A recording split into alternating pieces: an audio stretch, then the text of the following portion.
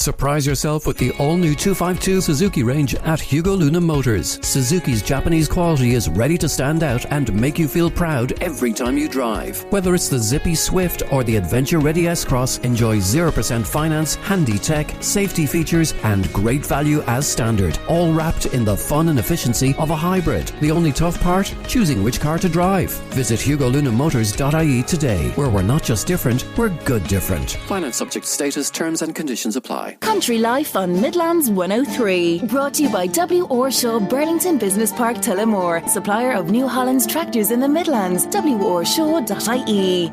Now, good evening and welcome to Country Life here on Midlands 103. It's MJ Clery with you until 8 p.m. this evening, as always on a Wednesday evening here.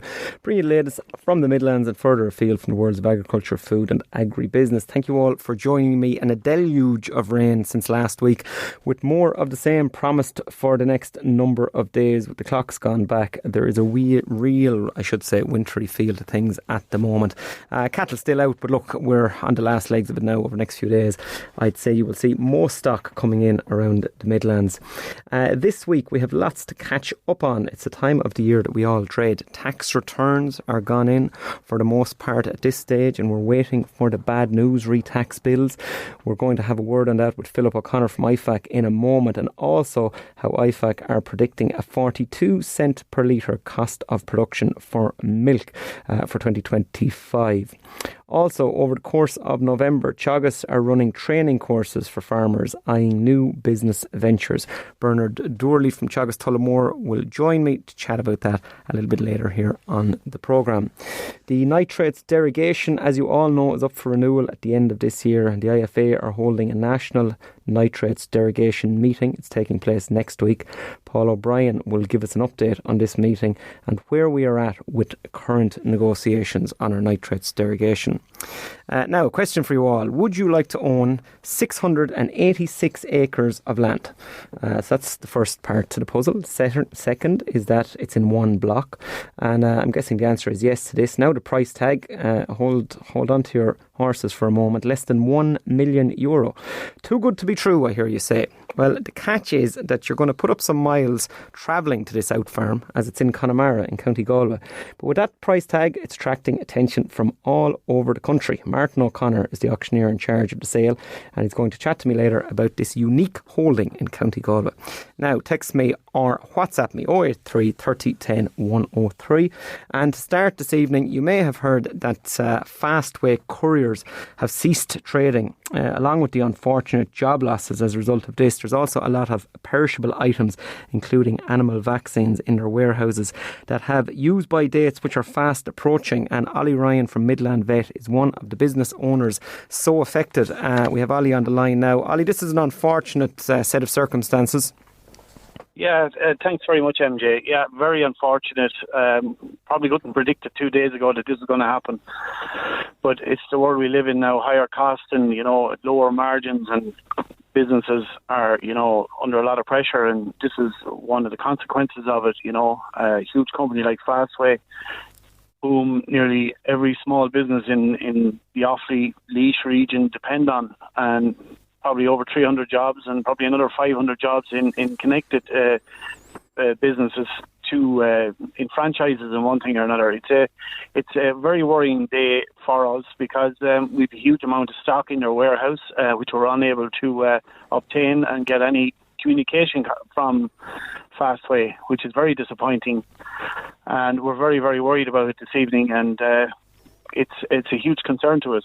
And a huge concern as well, Ollie, to farmers around the Midlands who rely on yourselves for certain vaccines. This is the time of the year, look, cows are being dried off now from now on. It's a time when dairy farmers are vaccinating cows, especially in advance of the spring season, which is just around the corner. So this is something which we often hear about, vaccines running very low. It's hard to have a good stock of them. So this is something which could have a knock-on ripple effect for farmers up and down the country, but definitively in the Midlands. Absolutely, all over the country. And we're just one company affected by this crisis. There's loads of other businesses like us who are use the Fastway service for perishable items and goods which have short expiry date, which need to be delivered on farm in a very, prompt, short space of time. So it's very worrying. Now, we've done a lot of reaching out to Fastway today, and we haven't got any response. We've made representation to our local TD, John Dendenan, and he has given us assurances that Peter Burke will do his best to intervene in the crisis. So we're delighted with that at the moment, but we need more. We need more action, and we need Fastway to communicate with the people, because there's far-reaching consequences, not just for the veterinary industry, MJ. There's a huge amount of people going to be out of work for Christmas, and this is a huge blow to the Midlands, from especially an area like Portarlington, where there's not huge employment, and a business like this is hugely important. Yeah, absolutely, Ali. As we said at the outset, very unfortunate set of circumstances, and very sorry for all the people involved in it. But from, I suppose, your perspective, from the farmer perspective here, we're just looking that you can get your stock back and that we can get these vaccines back up and running. That's really your message here, and you're looking for support in relation to it. Absolutely, yes. And I spoke to other people today in the tyre business and in motor factors, and they're in the same position as I am, in a different way. They're waiting on parts, they're waiting on stuff for machines to get them going, and one thing or another. So there's a knock-on effect for every agricultural business in the Midlands with the loss of this huge distribution network in the Midlands.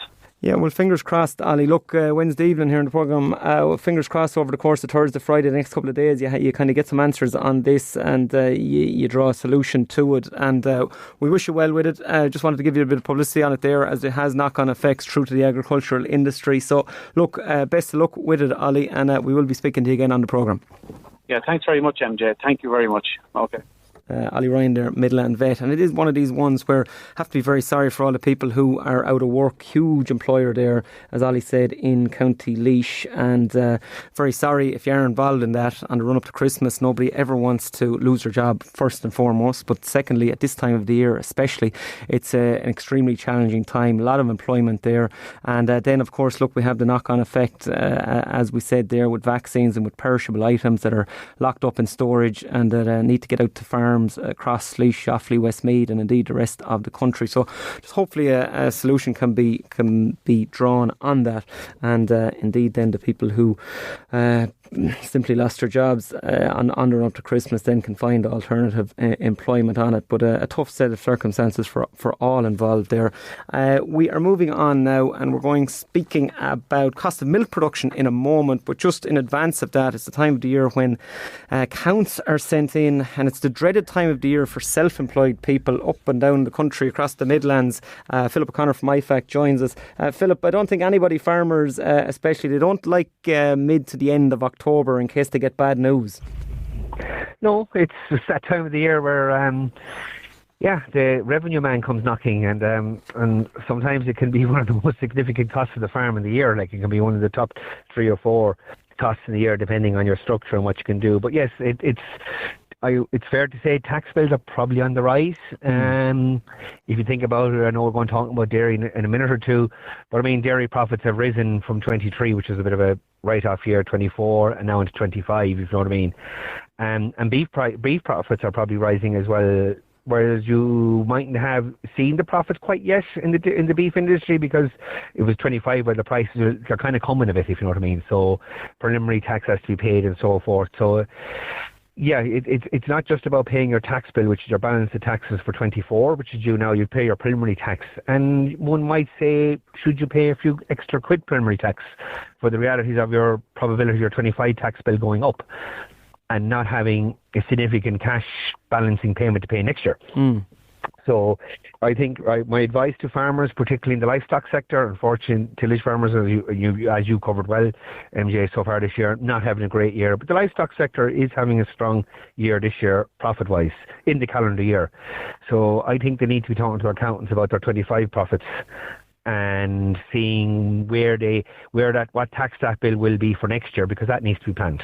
Yeah, that's good advice. Philip, what we are speaking about as well is it's on tomorrow's Farmers Journal. It's one of the lead stories. Press release today, IFAC predicts 42 cent per litre milk production costs for 2025. So obviously, look, we're now in October, we have a couple of months left, but this is going to have a big knock-on effect for 26 as well. It's a high figure, 42 cent per litre, Philip. It is, and it has to be taken in context as regards where we that figure. And I have quite a few calls and talks with people like yourself today and other industry, and like 42 cents is the average. And so that means you have a high percentage of farmers, unfortunately, above it, but you have a high percentage of farmers below it. And when we really dive into the figures, what's really interesting about the figures is not, I know the 42 is a headline, it's a figure, but what's really interesting is the range involved in that. Where we have our top 20% within that group, we're down at 33 cents cost per litre. But unfortunately, we had a 20% bunch of farmers who are above 50. Wow. So there's a huge range of costs within that figure. But at the end of the day, I suppose, when we talk about costs, that's only half the story, if you know what I mean. At the end of the day, like when you get your profits, as we've discussed before, I mean, on your show a few times before, MJ, and we've talked about, well, where does the money go? It goes to pay your living expenses, and it goes to pay your tax bill, which we just talked about, capital investment and loans. So it's really important for farmers, and it's kind of going back to what I said a minute ago about the tax bill, is seeing where you are this year. Where is your cost base this year? So milk price, so base, we talk about base milk price, which is ranging between about 43 and 44, give or take now, but solids go on top of that. So, and you have animal sales and you have livestock sales. So what's really important for farmers is, especially when you're going into, in all probability, a tighter year from a margin perspective, like, while milk price is on the way down, and it will come back up again. It might take longer than we hope, or it may not, hopefully it won't. But you need to see where your costs are. Where's your break even on your farm? So what do you need to earn next spring to pay yourself and pay the bank, pay your creditors? What cash should you be carrying into next year? Like, ideally, we like to see our farmers carrying €400 to €500 per cow roughly into the spring, because you're not going to have your next decent milk check for most farms is not going to be to next March or April. So you need that cash flow. So while the 42 cents it's a very interesting figure, and that's where it is, the average, farmers now need to see where's my cost? What is my cost per litre? Where are my profits going? Like, what are my loan repayments? What is my tax bill going to be? What are my drawings expenses are? Because that varies. You can't benchmark those figures, because every farmer has different circumstances where they are with their banks as regards some being zero borrowings and some being highly leveraged. Depending on your life scale, you might have a number of kids are in college, so you have significant drawings, versus you might be at the other side of it and your kids are reared and you have lower drawings. So everyone needs to sit down and look at their figures and figure out where they are going to be next spring in a probability of a lower milk price year versus where we are at the moment. Yeah, and as you say, Philip, it is a very important one to understand. Every scenario is very different. But I suppose, even saying that, I'm going to ask you a question now that is a broad brushstroke, if you will. But when you're looking at land leasing figures and prices per acre, and obviously over the course of the last couple of years, we've seen land leasing figures on the rise, especially coming in from the dairy farmers. Is there a kind of a figure you have in your head that once you see it break that, you're scratching it, kind of going, I don't really see much sense in this, or is that too difficult a question to answer? It depends. I tend to look at rental prices, not so much of the cost per acre, but overall cost of rented land to the farm. So let's throw this. So you could have a farmer that's renting, it's just for example 20 acres, but it's only 10% of his land base. Can that guy pay for more than that land versus a guy that maybe has 50% of his land rented in? So when I tend to talk to farmers about it, because market prices are market prices, unfortunately, so we can't control that. But when I do tend to talk to farmers about land rent, I tend to look at it as an overall cost to the farm. And I do tend to look at rental prices slightly differently when you're looking at grazing block land, which is key to profitability, as in the ability to eat grass, versus out block land. But you do have to look at it in the context of your financials. So is there farmers out there that would have a low percentage of rented land of their overall land base, and therefore can probably push a bit harder, versus farmers who have a high percentage of their land base rented, and therefore the price per hectare or price per acre is has a far bigger effect on their overall profitability. Yeah, again, hard to argue with any of that, Philip, and it does, again, as you say, come back to the aspect of every scenario being different. We're just out of time, Philip. I'm going to say many thanks for joining me this evening on the programme, and hopefully, as you say, it won't take too long for that milk price to rebound. It's on the way down at the moment, but fingers crossed it comes back up, and we will speak to you again on the show. Thank you very much, MJ. I appreciate you having me on.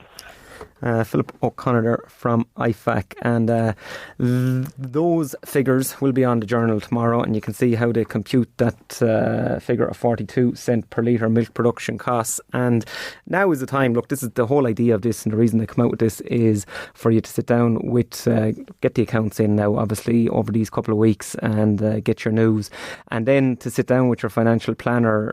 Look, December, when cows are dried off, early January, before you start calving, have a look at what your costs are for the year, and have a look at what you need to earn each month in order to cover the cost of production. And obviously, look, as Philip said as well, beef prices are on the up. Calf prices are going to be more expensive as well in 2026. So there are other options in relation to income generation as opposed to solely the milk check. But obviously the milk check is still the most important one and the biggest one, but some really interesting figures there. Now, coming up after the break, going to be speaking to Paul O'Brien from the IFA. It's a nitrates derogation meeting next week, and we're going to get an update on where we are with current nitrates negotiations, so stay tuned for that. And you're very welcome back to Country Life here in Midlands 103. Now, nitrates is what we're speaking about, and we have Paul O'Brien from the IFA on the line. Paul, many thanks for taking my call this evening. Thank you, MJ, and good evening to you and your listeners. You're very welcome, Paul. We have a meeting on the nitrates derogation. It's next week, and we're going to chat about the logistics of that in a moment. But first, Paul, as a whole, a broader question, the nitrates negotiations itself, an update on that, if you will. Okay, well, look, nitrates is it's just been a bit like a bus. You've been waiting for ages, and then all of a sudden, everything's coming at the one time. Even today now, that the water quality meeting, Chog has had their meeting in County Laois, and Ted Massey, who's head of nitrates in the department, was talking about, self-declaring kind of stocking densities and milking platforms, stubble cultivation, maybe the need with tillage farmers not to needs to stubble cultivate now after harvest. So there's a lot happening and a lot is developing, MJ. But I do think now that we are getting to kind of a couple of key points in time. The public consultation is also open today to allow people to I suppose, to be a part of the process, the collaboration or the consultative process on a nitrates action plan. So that's open now until the 1st of December. And very soon, the strategic environmental assessment and the nutrient impact assessment statements are going to be opened up for consultation. So everything is building up to what hopefully will be the Commission making the decision on Ireland's 6th nitrates action plan, hopefully in December, but maybe it might even go to March. And the Minister last week at the NDC Awards said potentially it could go to next March before the Commission present it to make a decision. So a lot happening, MJ. As you said, and quite rightly said, next Monday in Cohen Martin for Moy at 7:30, the Minister will be addressing the IFA and our members in order to, I suppose, give an outline of where they see this going, how important this is to the agricultural kind of national interest. The nitrates is one of the key drivers of policy in IFA over the last number of years, but particularly in the build-up to a decision being made in the next couple of weeks, and hopefully, definitely before the end of this year. If it goes into March of next year, it is a problem, but that shouldn't be seen as fatal. It happened 4 years ago where the decision wasn't made until March. So a lot is happening in the short term, but most certainly, MJ, we are looking for a big crowd to go into Cohen Marts next Monday evening at 7:30 to make sure that the Minister has a view of everybody who has an potential impact by this. And it's not only dairy farmers, it's your pig, your poultry farmers, it's your tillage farmers. And I was listening to Philip, in advance of this, in advance of this conversation, and talking about, the cost of renting land. All of this is a big, big part. The nitrates has a massive effect on other parts of our industry. So look, that's probably in a nutshell, but really I would say a lot is happening at the moment, and in the build-up to hopefully a decision being made in the next couple of months. Yeah, it's very good, Paul. And I suppose just then on the mechanics of this decision. So say, for example, I am a farmer and I am farming in a derogation at the moment, and let's just say a decision isn't made by the Commission until next March, so March 26.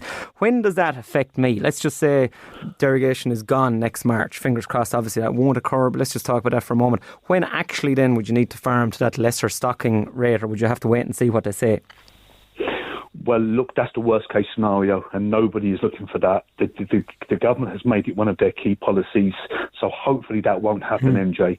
If it does happen, we'll have to deal with the circumstances. There'll have to be something that looks like an orderly kind of reversal out of a derogation process. But in order for you to get an average down under 170 in a year would mean a considerable amount of challenge towards the back end of next year. There's something that we don't want to even consider. But if it does happen... Probably, Paul, wouldn't be possible, would it, to get it, if they said it in March by the end of the year? You know what I mean? As in, it would have to be staged over the course of maybe a couple of years if it was going to be brought in. Just in a worst case scenario, just so in farmers could... scenario, absolutely. Now, however, those cows are in calf at the moment. They'll be calving down from January to March, particularly in calf heifers will be calving down a bit later in the year. So all of those will register a figure on your NP, on your nutrient statement from the 1st of January. In order for all that to be calculated and to bring you down to 170 by an average by the end of the year, now that's a serious kind of an issue. If the worst case scenario, and I'm positive, I think that this still has plenty of potential to be a positive result for farmers. But if that does happen, there'll have to be a much orderly possession out of derogation. Don't really want to be talking about that. I'm very key that, the government have to keep going back to Brussels, explaining to the Commission the importance of a derogation. We have a unique farming system here in Ireland. We're a grass-based system. We don't have up and running anaerobic digestion that other farmers in the European mainland have that ability to export slowly to.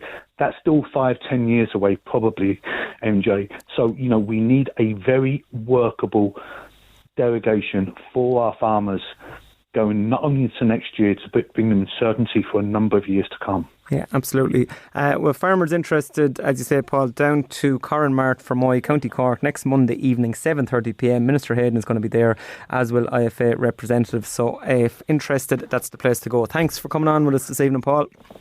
Thanks, MJ, and the best of luck to you and your listeners. Paul O'Brien there from the IFA, and as we said, that is next Monday evening. I suppose when you think about the mechanics of it, I don't think we've much to worry about in 26 anyway. It would be pretty much impossible to get numbers down if a decision was made out in March to get under to get down towards, let's not even talk about 170, but even getting it down in any marginal way, shape or form. The animal welfare issue is the card to play here going forward, because if animals are here and they're on the ground, there's going to be no way of getting those numbers down. So I think that's the most salient card to play. So realistically in 2026, I can't see there being much of a change. It just wouldn't be possible over a 9-month period. And fingers crossed it's over 5 years and it stays at its current level, and farmers are allowed to farm to that derogation level. And look, there's going to be lots of different things that have to be done as well. I see here on the Journal tomorrow that their headline is Nitrates Plan Demands Extra Slurry Storage. So look, even in a derogation, it is proposed that a 21% increase in slurry storage capacity in dairy farms will need to be in place by October 2028. So a typical 100 cow herd will face an estimated €21,000 bill to meet the new dimensions per cow per week standard. So look, there's going to be all this side of things as well in relation to our derogation. So it's a long game we're playing with that. We'll obviously keep you well updated on anything to do with the derogation. It's the biggest aspect of Irish agriculture over the coming weeks and months. Now we're going to a break, and Bernard Doorley from Teagasc is going to be joining us. If you want to add value to your farm, do you want to make some more money from your farm? Maybe you're a small holder, beef, sheep, tillage farmer, and you want to do something a little bit different, or indeed a dairy farm. You want to sell raw milk or set up farm tours, whatever the case may be. There's going to be lots of courses available over the course of the next month to 6 weeks. Teagasc are running them, and we're going to hear about them in just a moment. Stay tuned. Introducing the all-new 252 electric range at Hugo Luna Motors. See our Peugeot E2008, now available in electric. This bold SUV boasts a striking design with sleek LED headlamps and a redesigned grille for a powerful presence. With zero CO2 emissions and 156 HP of power, the E2008 delivers efficiency and performance. Discover more at hugolunamotors.ie. Drive the future today. And you're very welcome back to Country Life here in Midlands 103. Now we are moving on to farmers who are eyeing new business ventures. And the man in the know is Bernard Doorley from Teagasc in Tullamore. Bernard, many thanks for taking my call this evening. And thanks very much for letting me on, President MJ. You're very welcome, Bernard. These always like publicising things like this, I believe, very beneficial for farmers of all walks of life, but look, probably more aimed at the smaller holder who was trying to add a little bit of value to his or her business. Now, you have courses on all over the country running from now, basically, end of October through to start of December. But let's chat about one that you're involved in, Bernard. I have it in front of me here. It's November 6th and 7th. It's entitled Producing Food on the Farm and Tourism Opportunities in Rural Areas, and it's going to be in Naas in County Kildare. A very interesting one here, Bernard. Sell it to us if you will. Who are you looking to attend this course? Well, if you put it in the context of what the Farm Business Options training programme is, it's farm diversification. It can be renewable energy, artisan food production, organic farming, rural tourism, buildings, was it alternative, was it enterprises. When you look at our food production worldwide, 75% of the population of the world live on 12 plants and 5 animal species. And when you look at tourism and agri-tourism, if we look even at figures, even though they have dropped from January to September in this year alone, it was worth 5.7 billion to the economy. Most people stayed approximately a week. And when you look at agriculture, you have farm buildings, you could have old buildings, you could have ideas on your farm from food production point of view. And one thing that the Farm Business Options is to link all of the agencies, Leo, Teagasc, the enterprise boards, the partnerships, the county councils, and more so champions that have gone through the process of diversifying and creating initiatives on their farm. And because we have now gone into a new region, Offaly, Kildare and Laois, I'm now connecting to Kildare and Laois, and the aim will be agri-tourism from the point of view of it is worth 5.7 billion alone to the country, even though the numbers are falling, and on average 1 week. And what do people want to do? When you think of tourism and tourist people coming, a huge volume, the activities that tourists take is 1.2 million will walk, 290,000 will cycle, 176,000 may come for golfing, angling, water sports. And what do they want is they explore, they enjoy the landscape, they spend time with their family, to have fun, to soak up the atmosphere, peace and quiet, experience and activity, crafts, cultural events. And I see farms here in Offaly that have diversified and have created glamping opportunities, and have created, was it horse riding, karting, was it clay pigeon shooting, linking to, was it golf clubs? You even look at the Sleeve Blooms. The list is endless.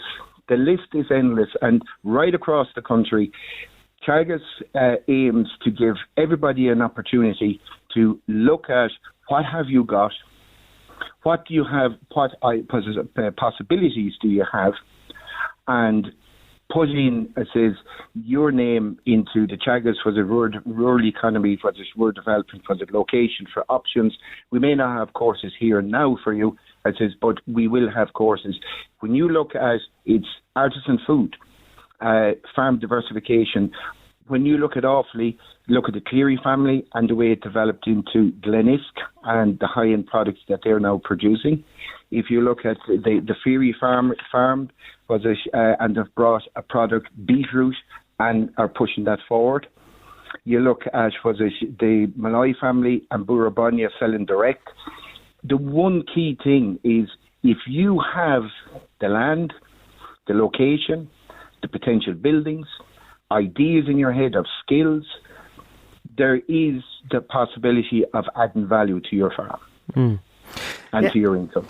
Absolutely, Bernard, and it's great to hear you speak on it because you're a passionate man on this. I often have spoken to you in the past in relation to adding value to farm businesses, and the one point I get from you as you're saying it there is really anything is possible. Isn't that's essentially it? It's about just committing to whatever that vision is and coming up with it as to what suits your farm. Exactly. If you take the training course that we're hoping that we'll get up and running as is in Naas, you're bringing in Leo. They show you the supports that's there, the grants, the training, the mentoring, the advisory services. You have Kildare Leader, which will actually give you potentially the available supports, the application process, examples of successful agritourism. You're even bringing in FBD. You look at it, if you were looking at insurance is so critical in so many industries and so many businesses.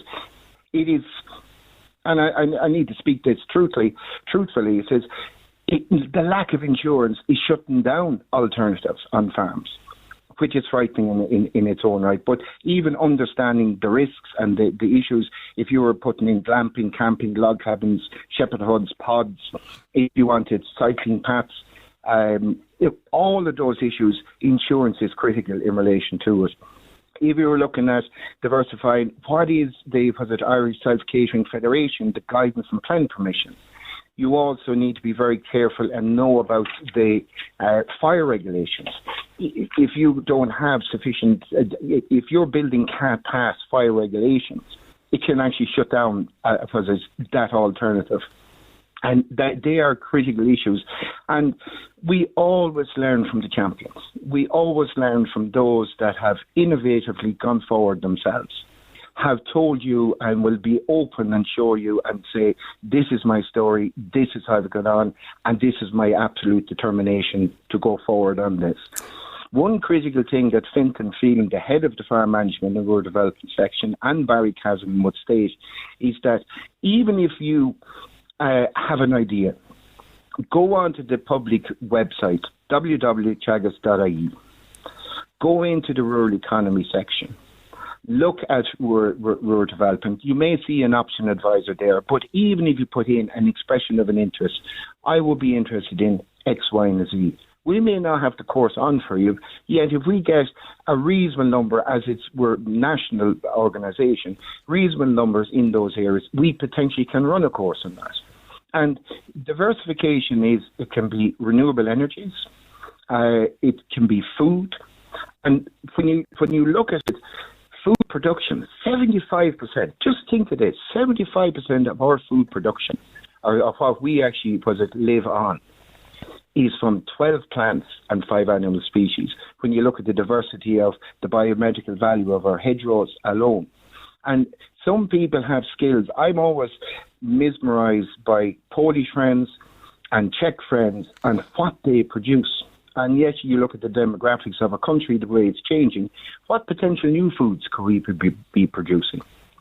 And the other thing, I was listening to your previous speakers, when you look at the dairy industry, even if you looked at, say, the Pareta's principle, 80-20 rule, is there dairy farmers out there that could separate 20% of their milk production into a high-end cheese, a yogurt, a kefir drink, some fermented food?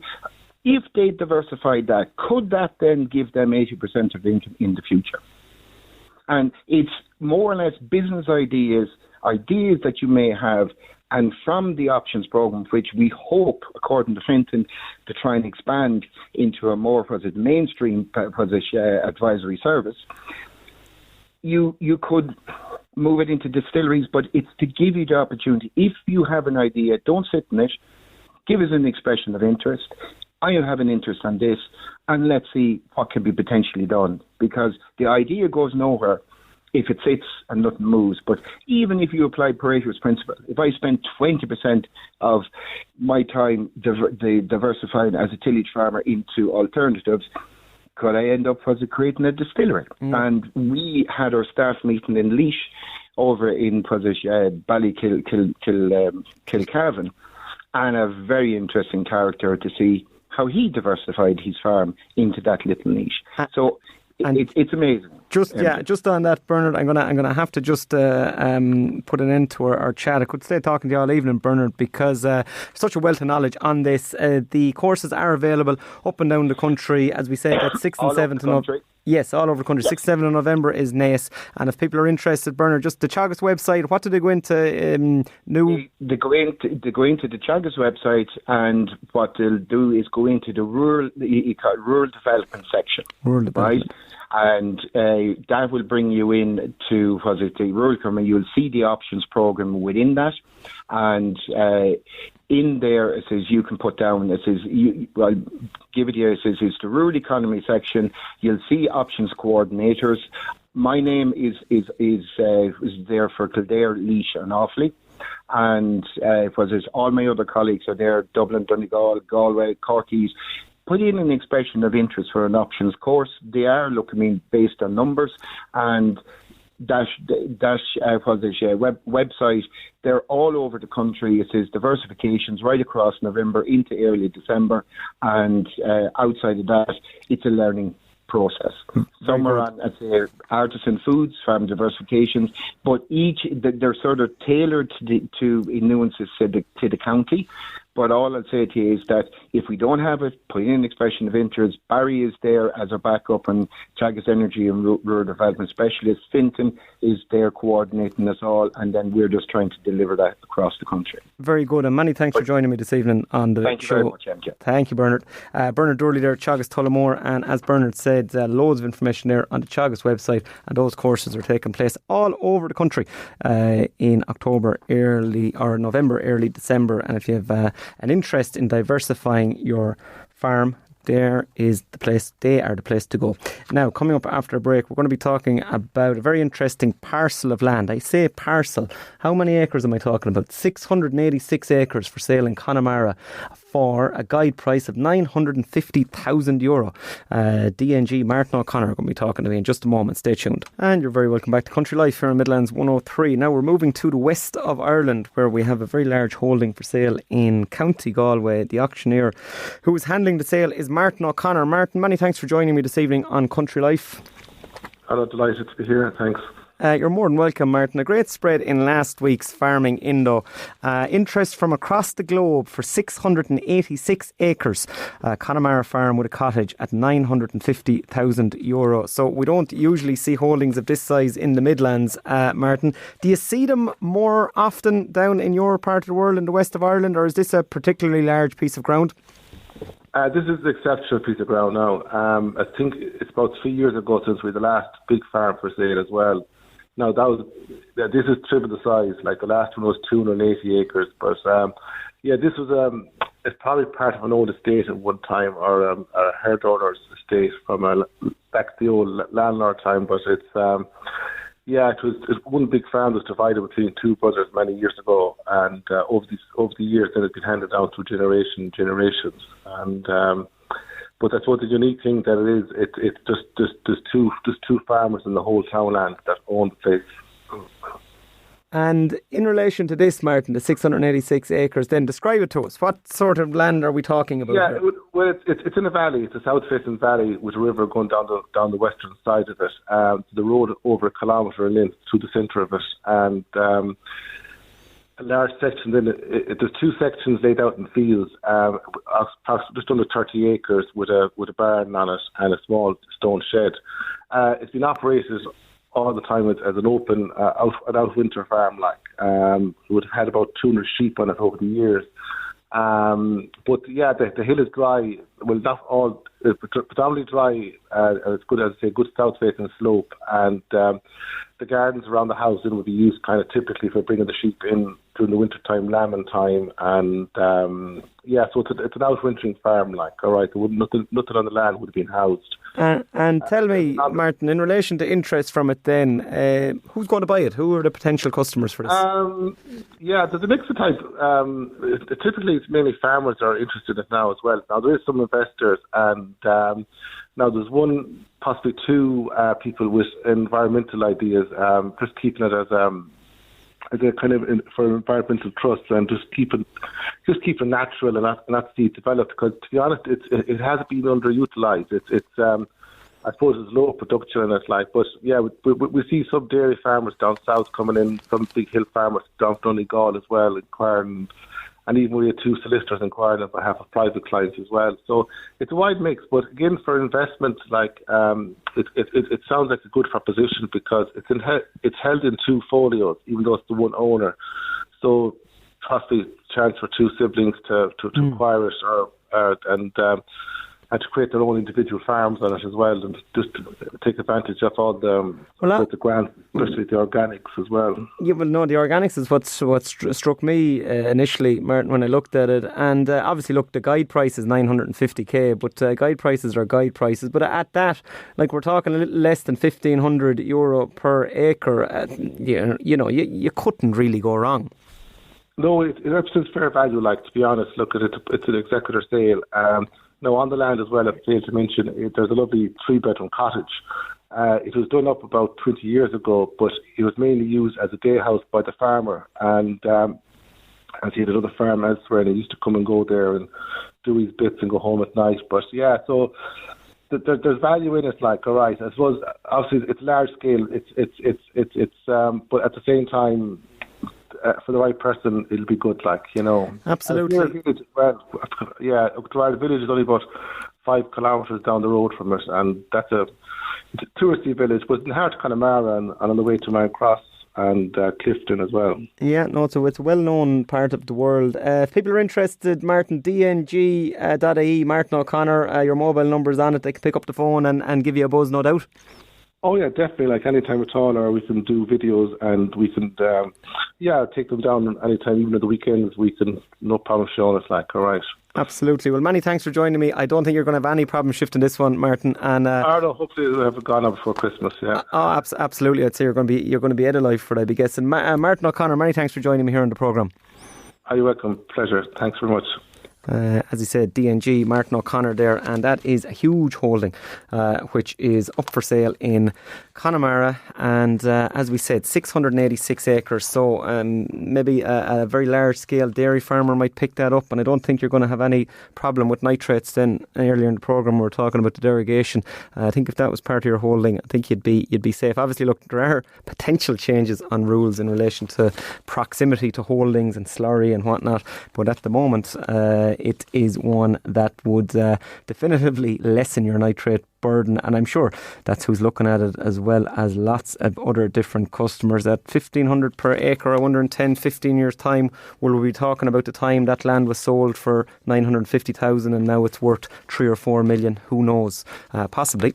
That is it for this evening's programme. Many thanks to Martin O'Connor there, DNG Martin O'Connor, if you're interested in that piece of land. Bernard Doorley talking about the farm options. Paul O'Brien from the IFA about the meeting on Monday evening in Corranmore, County Cork. Ollie Ryan from Midland Vet joined us at the top of the hour, as did Philip O'Connor from IFAC. The show is repeated on Sunday morning 7am through to 8am. I'll be back with this time next week. As always, you can get us wherever you get your podcast. Type in MJ space Clery, Clery. We will pop up and you can listen at your leisure. We'll speak to you in 7 days time. Good night.